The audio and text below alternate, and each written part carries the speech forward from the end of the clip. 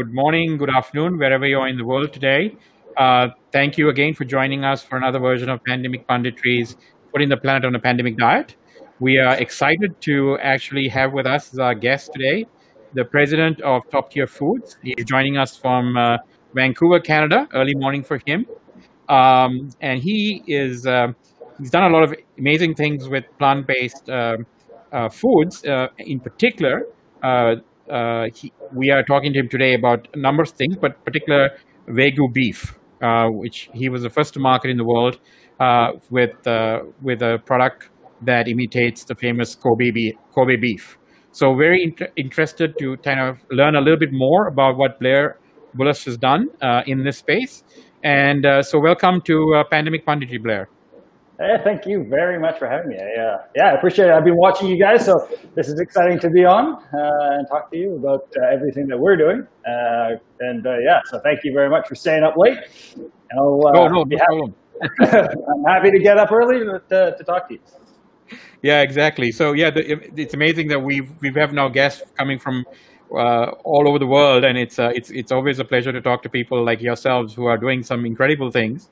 So just for the benefit, of our audience, I know that you made global headlines with this new product. What is the really overall mission of Top Tier Foods? Lots of people are doing all kinds of things. Printing 3D printed steaks. We had Ben on here earlier who talked about 3D printing steaks. Now you're doing something that is sort of the holy grail of beef, right? Which is Wagyu.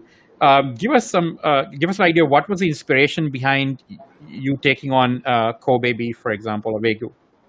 Well, to go back, originally what Top Tier Foods was developed to do, and what I really wanted to do when I started the company, was just to make healthy food accessible to everyone.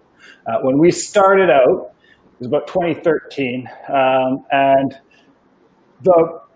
when I was in university, the prepackaged food that you would get in a grocery section or in the frozen section was just full of carbohydrates, sugar, salt, and fats. And really, the focus was on the quantity. How much could you get for $1, rather than on the quality, what nutrition components were made up of. And there was no attention paid to the environmental impacts. Really, it was just about the value concept at that time was just how much you could get. So we wanted to rethink that a little bit and change the value concept. And so the value for us is in the nutrition components. It's in the quality of the ingredients. And when we started using quinoa. In 2013, quinoa was very early stage. Nobody was using it. So we wanted to develop products that was using this new kind of novel concept ingredient, and that's what we started with. We started developing quinoa side dishes, and then we transitioned from quinoa side dishes into playing around with different types of quinoa. And so one of them that we used actually had the same starch structure that's in sushi rice, so like a sticky quinoa for sushi. And so that's how we ended up getting into kind of the sushi realm. And because through the sales of that and getting contacts and talking with master chefs and things like that, we started to look into the Japanese market a little bit more, because the Japanese market in particular is so traditional that they often will be very slow to react to some of the trends that are happening. And so especially when it comes to this health trend and the environmental trend, that's where we saw some opportunity. And so by this point, we'd actually got a great network of people around the world that we'd contacted through our sushi quinoa. So we started to work with these companies to develop a Wagyu beef alternative. And we picked Wagyu because Wagyu is the world's best tasting beef. And so we thought, okay, if we are able to replicate a beef type, we want to go with the absolute best type.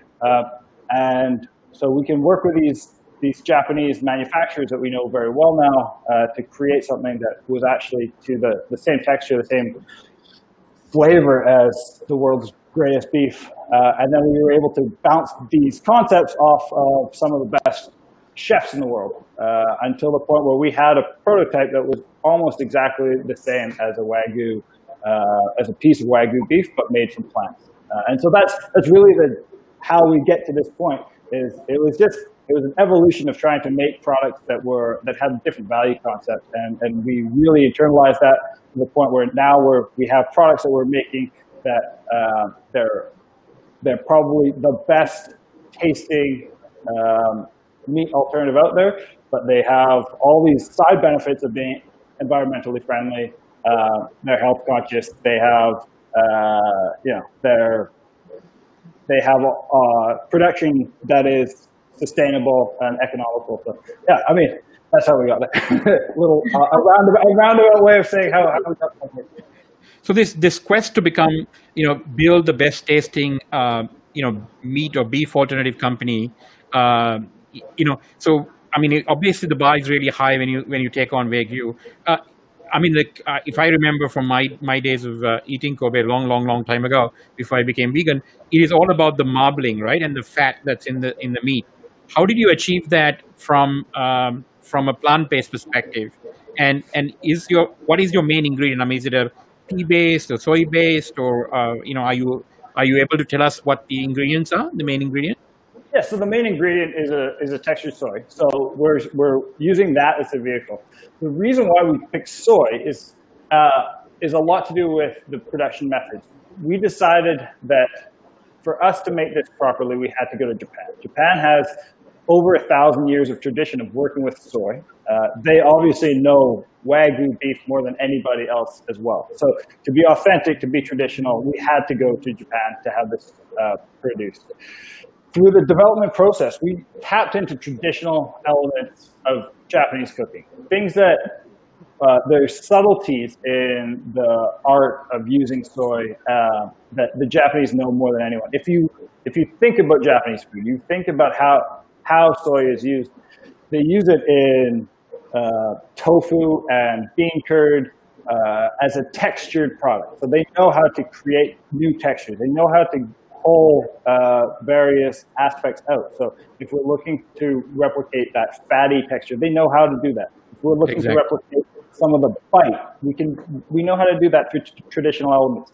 Flavoring elements as well. We go through fermentation of soy. So obviously they use it in miso and they use it in soy sauce.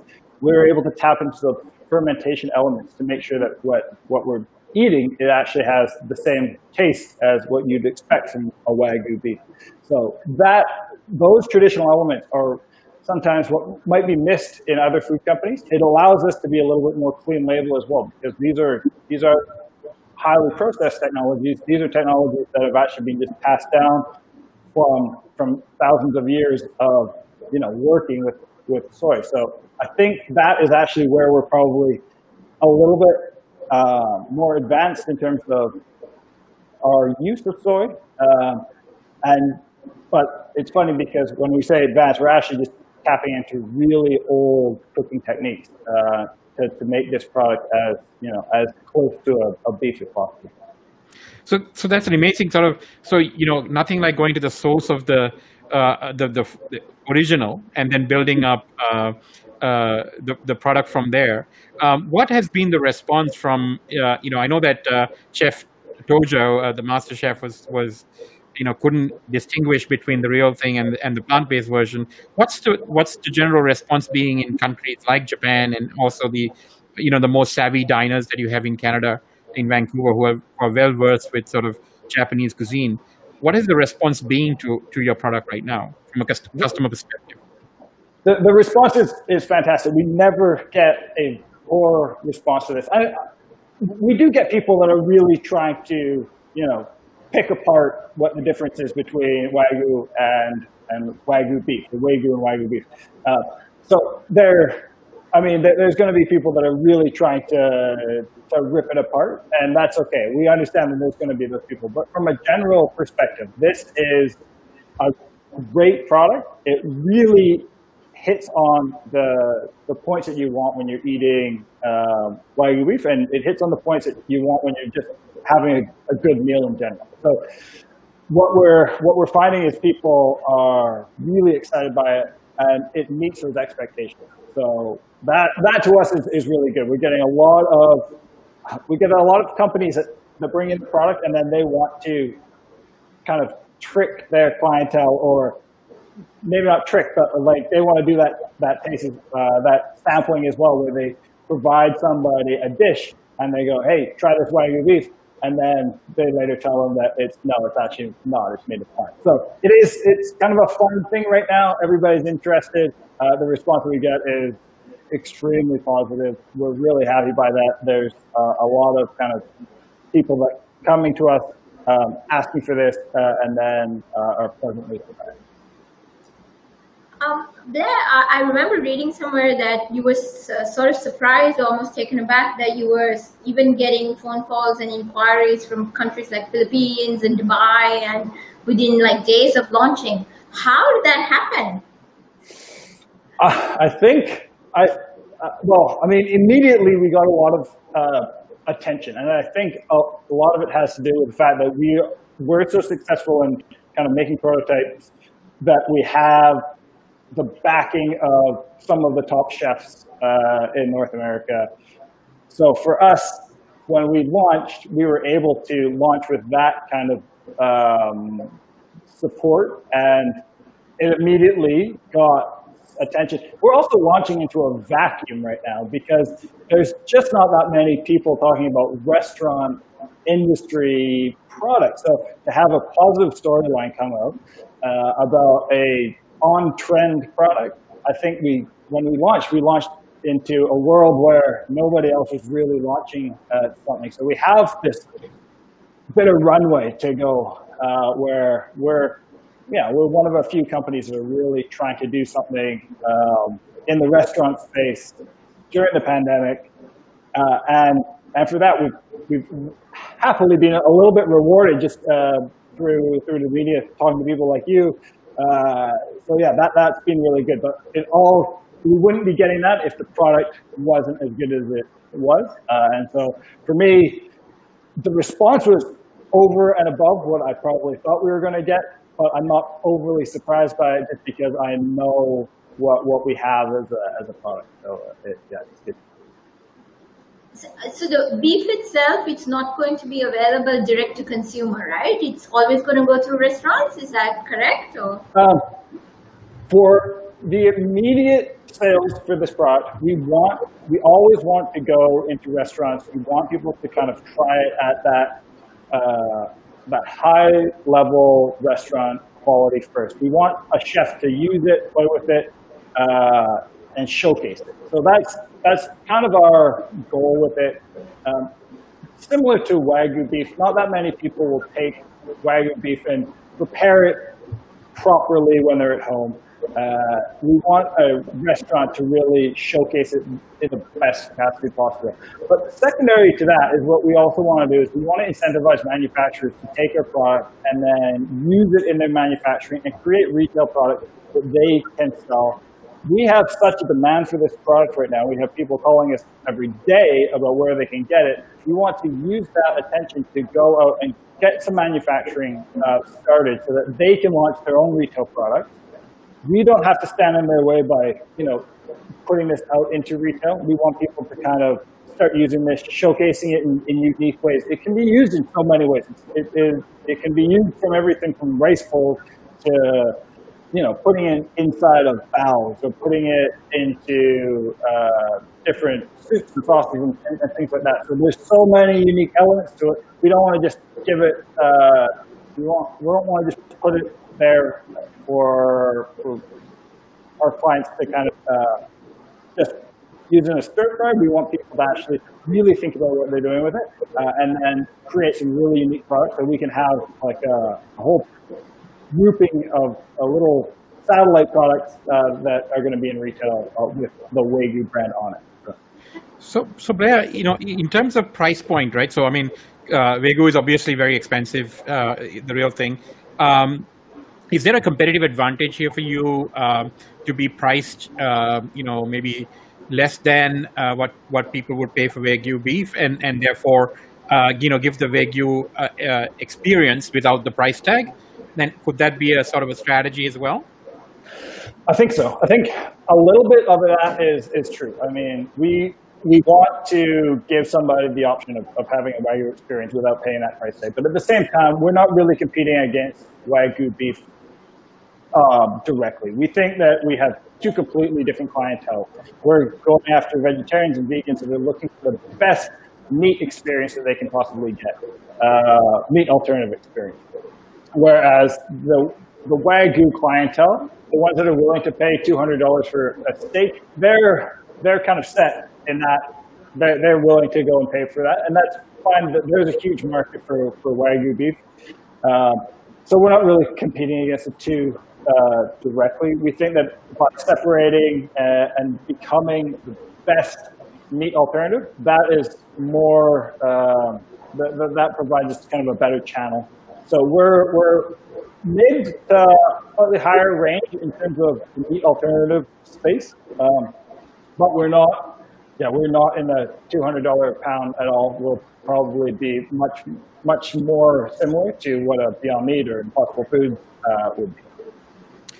So if I noticed that you said, that the reason that you're using the restaurants primarily as a conduit to sort of establish the brand and the experience of eating this, is that largely driven by the fact that it does require some kind of, I mean, is it harder to cook properly? I mean, does someone have to be a sort of a trained chef to actually do this product justice, or is it that you want to early days sort of manage the experience to be a very, very positive one? Exactly. I mean, I think just for us, and this goes back to when we were launching Sushi Quinoa as well, we want to drive the customer experience a little bit, as much as we can anyway. We want to make sure that positive is as positive an experience as possible. So going through a restaurant where they're going to manage that as much as possible, I think is our kind of best way to showcase the product. It also will just help us in terms of, sushi and sushi related products. The North American market is so driven by the restaurant industry. So we don't see as many people cooking this style product at home as they would in a restaurant or go out to a country. So I think from us, the market demand is more catering to restaurants anyway. And so for us, as a startup, we have not unlimited resources to go and create products. So I think for us, it's better to do wholesale to manufacturers, to restaurants, and just keep those channels really well stocked, well serviced, and then allow those companies to make products and then co-brand with our branding and the Waygu brand to make those experiences in a retail setting, rather than us going and just putting the product out there for people to go and take. Blair, speaking of branding, because you're going through the restaurant industry, if I'm, patronizing a particular restaurant, would I know that I'm eating the Kobe beef, plant-based Kobe beef alternative that has been provided by Top Tier Foods?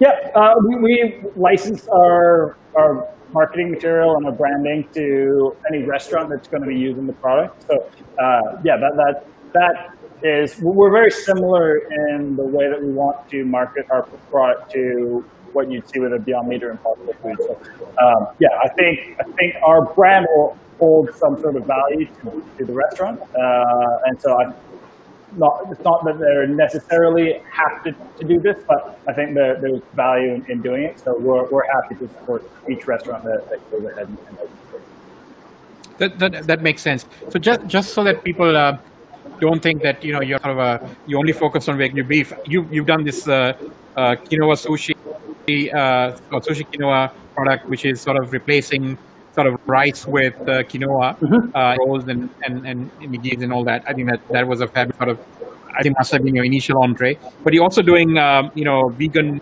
fish roe products as well, right? The Tosako and caviar, I guess.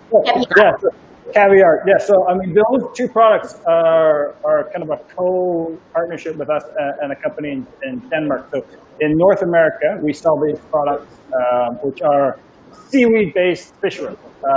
And so for us, especially looking at the Japanese market, we use a lot of Masago and Tobiko in the market. And so for us, we have a product called Tasago, and Tasago is an alternative that we can use as a replacement for that product. And then we also have caviar, which is alternative fish roe. So if you're beluga caviar or salmon caviar, we're able to use a seaweed alternative for that. So that's a really exciting product. It's more niche than you would find with our Wagyu or our sushi quinoa, but it is equally as probably important for the social and economic, social and environmental side as our other products. So is this sort of focus on Japanese food? Because are you a connoisseur and a lover of Japanese cuisine yourself, or is this obviously is it aligned with sort of, I guess you got into sushi quinoa and then you figured you were sort of in the market and then you started looking for, or is that the reason? I mean, you started looking for products that you can substitute or make alternatives for. Yeah, I think it was a bit of a pivot after we did our quinoa cookies line. We switched and we started to do sushi quinoa. At that point, we only had quinoa products, and so the debate was: do you just stick with quinoa and be a grain company, or do you pivot and you do manufacturing into kind of another category altogether? And I think the opportunities that we saw in the Japanese space, especially when we kind of have aligned ourselves at the high end of the Japanese space, we aligned ourselves with some of the top chefs, some of the top distribution companies, some of the top manufacturing companies. So once we've had these connections, and we saw where the development was in terms of coming out of Japan for new products that were catering to the next generation of eaters. So for us, it's looking at what are the 14 to 25-year-olds doing right now, and so many of them are trending to plant-based. So many of them are trending to healthy alternatives, sustainable alternatives. That we thought, but we're not seeing that development come out of Japan organically. So we know, because we have a North American presence, that this is where consumers are, what they're looking for. So let's go out and see if we can partner with some of these Japanese manufacturers and Japanese companies to create products that are authentic, that are as delicious a product as you get out of Japan, but they have some of the focus that our kind of North American client is looking for. And once we've done that, we realized it wasn't just North America that was interested, it was actually the world that's interested. And so the interest that we're getting now is from Europe, it's from places in Dubai, it's Philippines and in North America as well. So are there plans? So you're focused right on the North American market. You have interest from the rest of the world.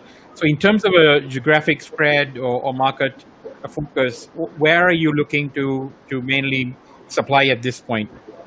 So our start was in North America, and so this is kind of our major focus.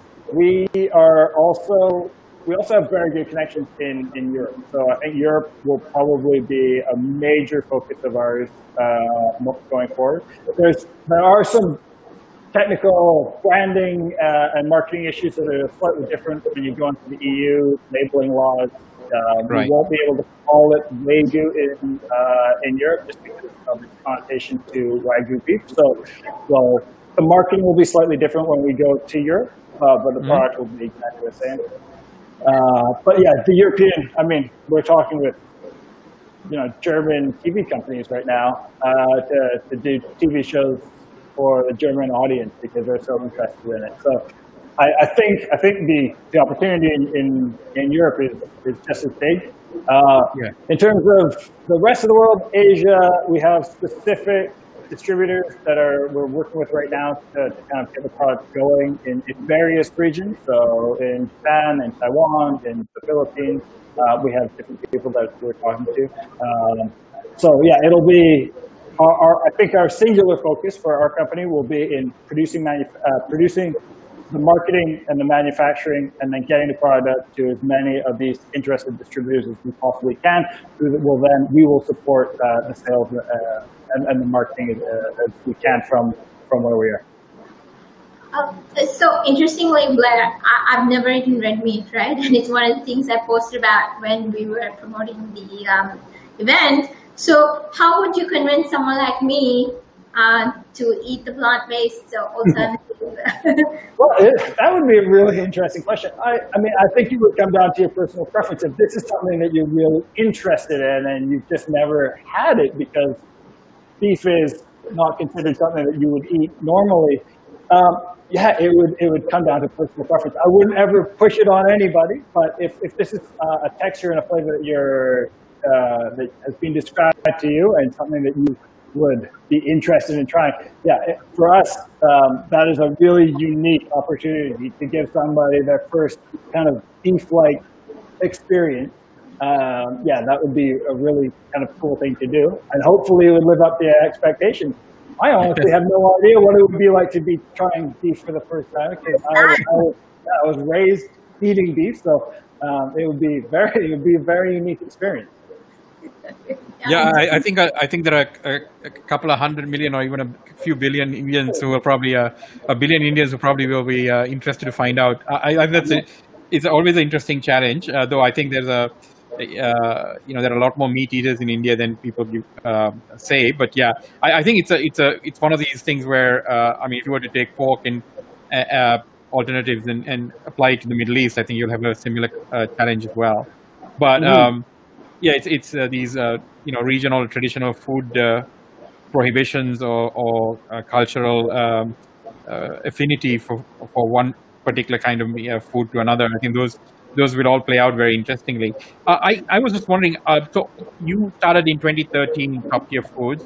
Are you self-funded? Is there any sort of private money involved in addition to your sort of bootstrapped, or I mean, what is the situation now? I mean, no, it is a completely family-owned business at this point. So we haven't gone outside to raise capital yet. However, due to kind of the demands on scaling, that will be in our future to raise some money. But at this exact moment, we're focused on getting product out the door. We've had so much response, we want to just put our heads down, focus on getting the product out the door, set up as many distribution partnerships as we possibly can, and then probably later in the year or very early in 2021, we'll start doing a fundraising round. But like at this point, we are just focused as much as we possibly can on getting the product out the door to satisfy the demand. So Blair, what is your production process like, and how long is it? So the production process, depending on, can take up to a couple of weeks, but that's a very big scale. So our scaling is very good. When we're talking our manufacturing partner, this is a very large scale manufacturer in Japan. So our production capacity is very large. During the pandemic, there's some issues about going in and out of the facility and just on the shell size of how many people are actually working at any time. So Japan has kind of gone through fluctuations. So sometimes it's quite high, sometimes it's not too bad. From production, we will have a full scale rolling production that will be able to meet any of the demand that we possibly get. So is the product frozen or chilled or ambient? Same question. Yeah, same question. Yeah, it's frozen. So it comes frozen. So we have a shelf life of about 540 days. So it's a great shelf life on it. Wow. And then you treat it just like you would meat. Once you unthaw it, then it's ready to go. For us, what we've done with this version, so it's a sukiyaki style cut. So when you're talking sukiyaki, it's a very thinly cut Japanese beef style. And this is the most common style of cut that you would get in Japanese for Wagyu. So for us, that is the easiest one to implement into restaurants. If you're thinking for what type, you'd be looking at like what kind of teriyaki beef you get with a bento box or in a rice bowl. It's that thinly cut beef that's kind of the most popular Japanese cut. It's also, for most, you talk to almost any Japanese chef, that would be their favorite way to eat Wagyu beef. And so it is, a lot of people think that big steak, thick steak, but that gives you almost too much of a good thing. It's too fatty. So you'll have a piece or two of that, and then you'll want to move on. And so for us, it's keeping that really thin, small cut. And that's kind of the product that we're launching. We're launching this, as widely as possible. But for us, it's expanding off of this texture, and then looking at what other options we can do in the future. And so some of those options, looking at if we can create larger piece sizes, steaks, things that we'll be able to sell as an ultra high-end alternative to an Angus beef steak or something like that. So those are the next steps in terms of our development. Awesome, amazing. So if someone's, for the audience tuning in from North America, if they wanted to experience the beef, what are the restaurants that they could walk into? Yeah, so we're just getting the product kind of rolling out. So we're launching into New York. We have product going into LA. We have product in North America, in Vancouver. We have restaurants. So we're just getting this going. We have some larger restaurant groups that we're very excited to be working with on some menu development right now. It's almost slightly too early to be saying where and when that will be released, but that will be released slightly on a wider scale. So it's still very early days. When we launched this kind of publicly, we had already done some back-end sales kind of in January, February, and March, where we started talking to the larger sushi chains that have, a year lead time in terms of getting new development out. So while that has progressed and that's getting to a point where we're kind of seeing the results, the independent restaurants and the launching through distributors, we only were able to kind of get that going in the last month once we launched publicly and we had all this interest. And so that is just coming online. The new restaurants will be able to start picking this up through distributors right away. But we're just kicking forward in terms of getting these onto menus, and you'll start seeing it on menus in New York, LA. And then in Europe will probably be November by the time we get product to Europe with our European branding and labeling, and then that will start going. As for Asia will probably be probably October, November. You'll start seeing product available for distribution. So so you have done the Wagyu. You said you were planning on expanding your product line to other things like an Angus beef steak. What about the other, the seaweed-based roe and all that? Is that also part of the repertoire that you're thinking of, or now you've sort of pivoted to only doing Wagyu? I think we're, the Wagyu has been so successful. It's taking more of our bandwidth than we may have anticipated. So for our new product development, I think what we will be focusing on is creating new Wagyu products, and then working with manufacturers to create supporting products that will be using these. So I think, yes, you're probably right. I mean, I think we will continue to have these fish roe alternatives, sago and caviar available. We'll continue to push them if there's new development that we think will work. And sometimes these are just organic. Somebody asks for something, and you go, "Yeah, we think we can do that." Then we'll kind of play around with growth in that market. But for us right now, it is as much as possible focusing on the development for Wagyu and just meeting that demand, continuously kind of rolling out new things as we go. Blair, I remember earlier you mentioned you sort of want to also play it similar to How Impossible and Beyond are doing it with branding and all of that stuff. So from a vision perspective, are you planning like IPO? Is that sort of how you're thinking of taking the company, or? I mean, it's a little far out for us. I mean, it would be great to eventually get to that point. I think for us, our focus is on a couple of things. One is just creating the world's best tasting meat alternative. And for us to be singularly focused on different aspects, we're still small, we're still making sure that we get the product development right.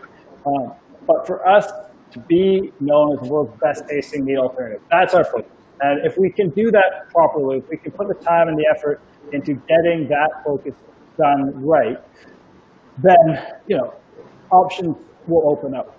If we're recognized as one of the best, then anything is possible in terms of where we take the company. But our focus has to be very singular, getting the product to be as good as it possibly can be, getting it as widely distributed so as many people can try it as possible. I think right now that's our focus. We'll take funding on when we need to kind of expand, make sure that we're well situated in order to hit that growth and those milestones. Super long term growth, we'll see. We want to make sure that we hit these milestones first, and for us, getting a product that is the best tasting alternative is kind of what we're really focused on right now. So has the pandemic had, this strategy of sort of, introducing things to the restaurants through via Horeca, has that strategy changed at all with the pandemic and less people sort of frequenting restaurants, or you're still sort of confident that given time that will be sort of a non-issue and people will go back to restaurants and patronize it that way and the go-to-market strategy is still valid? What we're finding with restaurants is they're actually coming back. A lot of the restaurants are coming back online. There might be less capacity, but they're actually producing. So from that perspective, it's okay. What we're missing out is, we're missing some of the other channels. We're missing hotels that are really having a hard time coming back. We're missing universities. We're missing some of the institutional groups. We're missing cruise ships. That's some of the problems of going straight food service right now. So yes, we did pivot a bit. We pivoted more to look into manufacturing and those types of companies that can produce products that will be in retail. A little bit of that is just demand. The demand for retail products is so high right now that when we launch, we had so many people asking, where can we buy this? Where can we buy this? How can I get this at home? That we kind of had to go and say, okay, you know what? People are really interested in this. They want it at home. They might not be going to restaurants. Let's see if we can find some manufacturers that are willing to partner with us to start doing some manufacturing. So I think from our perspective, that's what we're really doing. We're going out, we're trying to find manufacturers that are interested as well. And then that is going to hopefully satisfy some of the retail demand.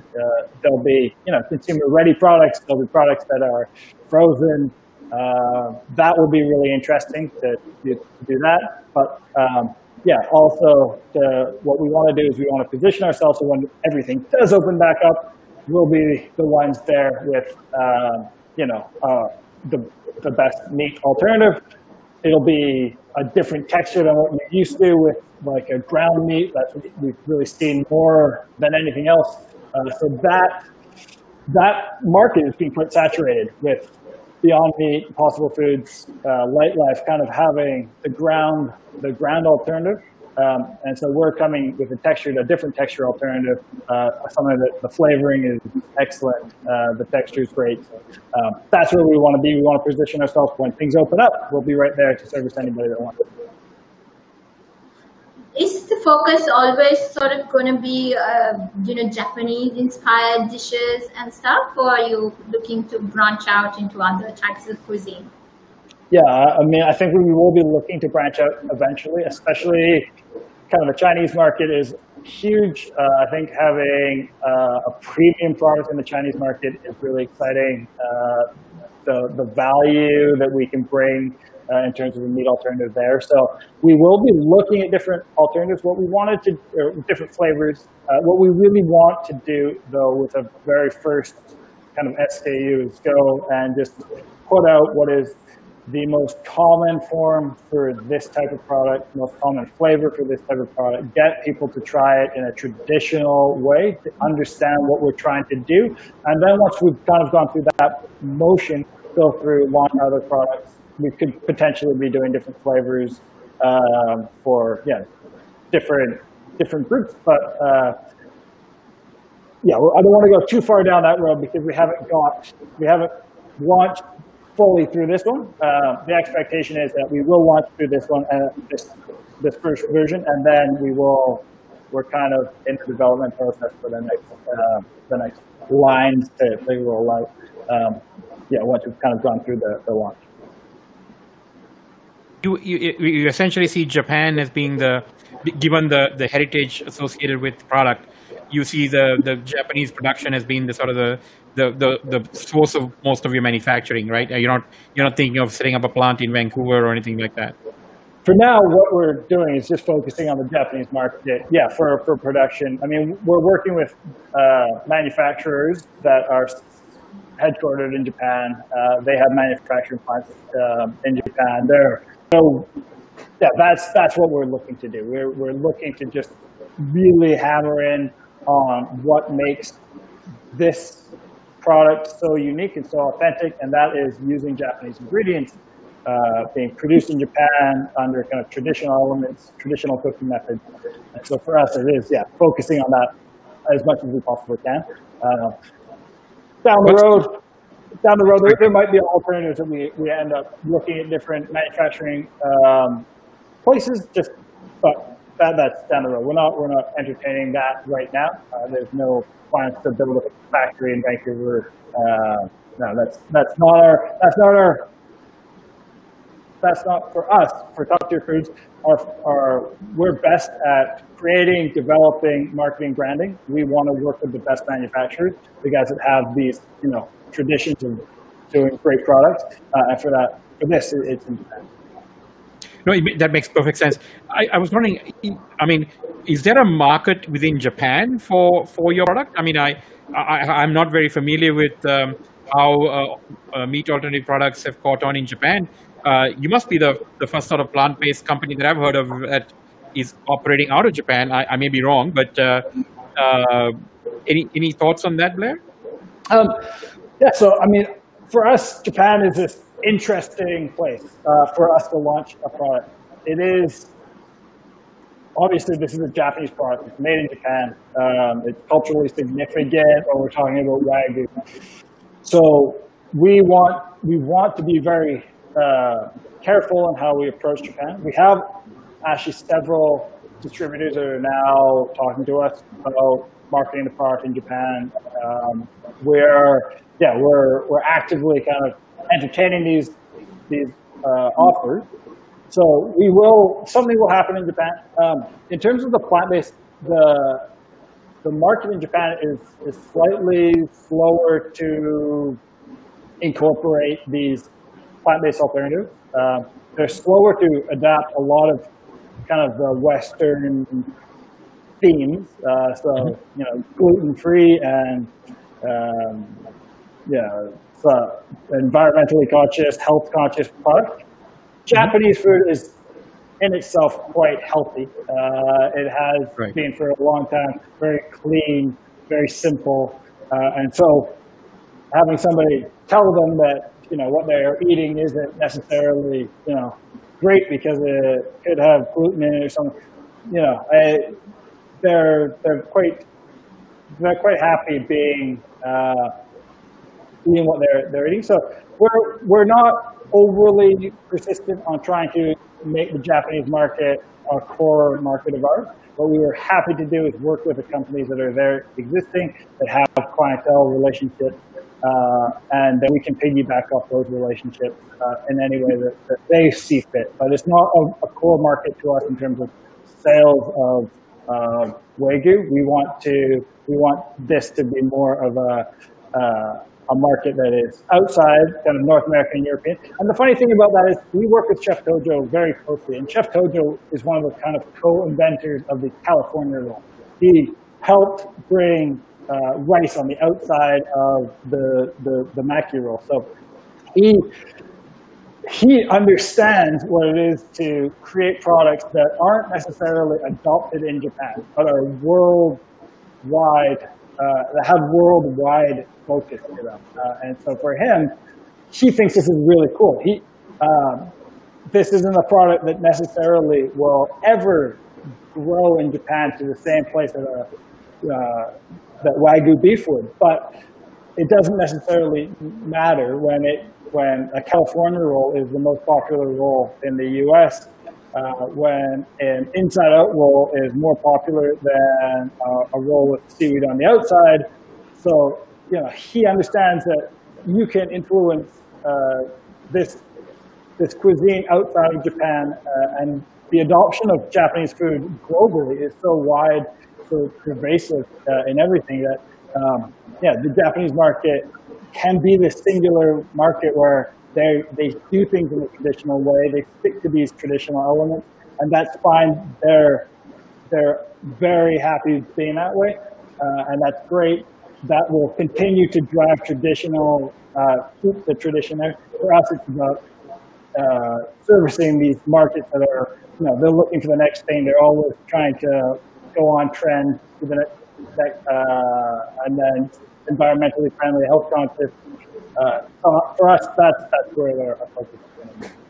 That's a really astute observation, because I think it's very telling. I guess it's thousands of years of cooking tradition and ingredients that are made in a particular way, right? So it's really hard to break that. But you're right. I mean, California roll is a great example. Inside out roll is a great example. There's so many sort of sushi innovations that have happened outside of Japan that have sort of become standard globally, but it's probably slower to be adopted in Japan itself, where things remain quite traditional.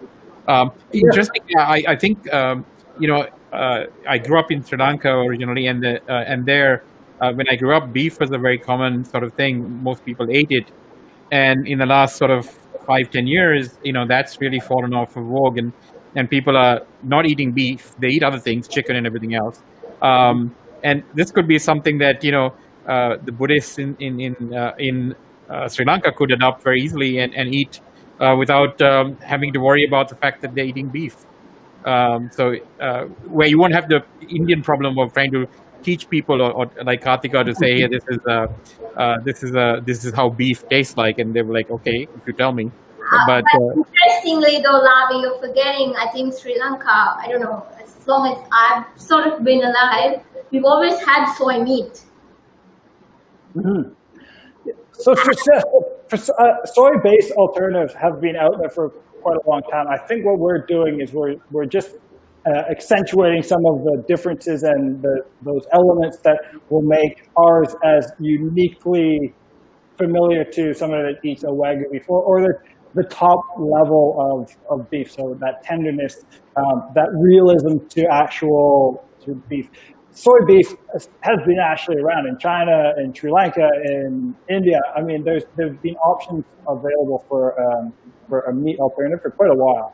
I think what you saw with Beyond Meat was they just made it to a realism state, to a state which is so close to the original, and then they had an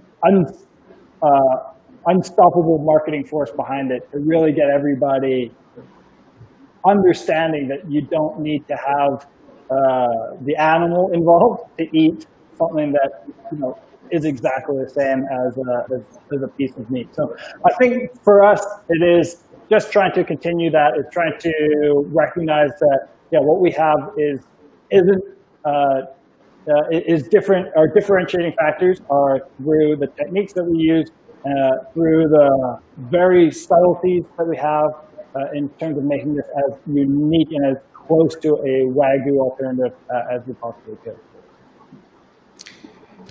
Great. I mean, Blair, this has been a sort of a fascinating discussion on when I did eat beef, one of my favorite cuts of meat. So I've been sort of salivating for the fact that having not eaten market in a really long time, that maybe in time it will be generally available in North America, and there will be an opportunity to actually taste it. I must say that your website, from all of the sort of alternative protein websites I've been to, it's the most appetizing website I've been to. The food porn is amazing. So it does look delicious from the standpoint of what you've shown in the website. So I do recommend our viewers to go to Top Tier Foods and check out their website, because it does look amazingly beautifully prepared. And I can see why you're probably want to introduce this very sort of premium product, at least in the perception of many, in the proper way. And I think that's a really smart business strategy from your perspective. So, Karthika, any sort of last questions? I'm cognizant of the time, so I don't want to exceed our 45-minute to an hour time frame. So, any questions for Blair before we wrap up? Just one final one, which I think we didn't actually focus on, probably the audience might be interested in understanding, is that Blair's company, Top Tier Foods, also has this Quinoa Quickie range, right? Which is sort of a almost pre-prepared, shelved, ready to consume, retail available sort of range of quinoa infused dishes, right? Yeah, I mean, that was my original product line. So when I just started out, when I was 26, I think, I developed this range of quinoa side dishes, not really knowing anything about the food industry at that time. So this was me just really doing trial and error, and we've developed these over time. So there's been a few iterations of each one, and now we've got to a product where we're really happy. The interesting and quite unique thing about launching Waygu is just the amount of exposure that the company has gotten as a whole. This product, it does great in Western Canada, but never really grew outside of Western Canada. But now we're getting all these questions about it, and companies as far away as Australia are inquiring about if we would be selling quinoa cookies outside of Canada. So yeah, there's a lot of opportunity there. Although this is a product that I'm happy. It's just ticking away. It does its own thing. It's got an established clientele, which I love. It's just kind of a good little revenue generator. But our focus now is definitely going more away from just the quinoa and more into the meat alternatives. But I'm more than happy to kind of keep plugging away and talking about quinoa cookies, because I love it. It was my first love. It was the first brand that I ever got involved in food with, and so I'm immensely proud of quinoa cookies and what we did with it when I was a bit younger. So, good. Well, that was not too long ago. So thanks again, Blair, for sort of spending this time with us and telling us about Top Tier Foods and sort of your journey, and how you sort of smartly pivoted, and then obviously you've done a couple of pivots. And I think we have a lot of entrepreneurs and startups that watch our show, and I think whether it's food or tech or anything else for that matter, I think a hallmark of a good entrepreneur is to look at sort of where things take them and be opportunistic sometimes, and pivot quickly instead of sort of being stuck in one groove. Which I think you're a great example of somebody who's done that. And I think based on the response you're getting for your Wagyu beef, it seems that maybe you found your sort of the holy grail of the market there in a very smart manner. And I think that's, we're going to keep watching you and seeing what happens in the space, and wish you obviously all the success. I think this is a very great thing that you're doing. And as a vegan, I can't wait to sort of try all these alternatives. It's great to see this happening across the globe, and from BC, Canada, that's great to see. Yeah, well, thank you very much. I mean, it's great. I mean, in BC, we've been lucky enough to have some of the best vegan alternative companies, from Dia Foods to Gardein to Eve's Veggie Cuisine. So a lot of great innovations come from here. So we're obviously Yes. well supported, and yeah, so I'm hopeful that we can be kind of one of the next ones to come out of BC to do something good. But I really appreciate the time. Hopefully we can get some product over to Sri Lanka, over to India soon. Yeah, and then Yes, definitely. we'll do an online tasting. So yeah, we can try it all. No, it's amazing. People don't realize the disruption to global supply chains. I had something couriered to me from Sri Lanka recently, and it went from Colombo to Dubai, from Dubai to Charles de Gaulle, Paris, and then to Delhi. Okay. I really wish I had frequent flyer miles on DHL. Yeah, that won't do very well for my frozen product, but well, we'll figure out a way to get it there sometime. All right, Blair. Thanks so much for spending the time. Have a great weekend, and we'll keep in touch. Appreciate it very much. Thank you very much. Yeah, thank you. Thanks, guys. Bye. Bye-bye.